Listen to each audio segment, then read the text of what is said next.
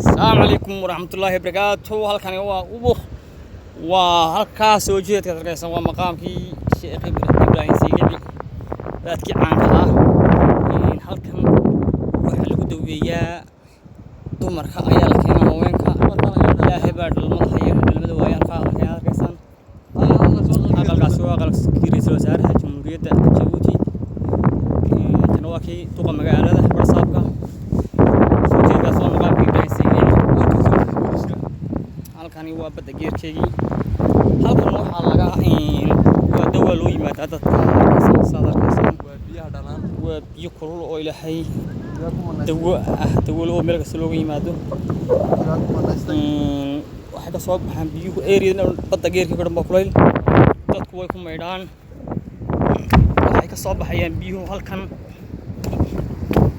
dhulka hadalkiisa biyo ku soo baxay dhulka waa bayl gaar ahaan hogan yar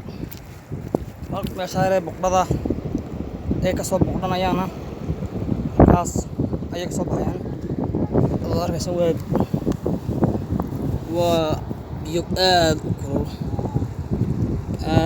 u kulul oo haddaad gacanta sidaa u dhex geliso aad ku gubanayso kuma hayn karaysid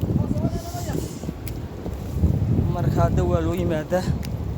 inaad biyo kale iska darto kuma meerin karaysid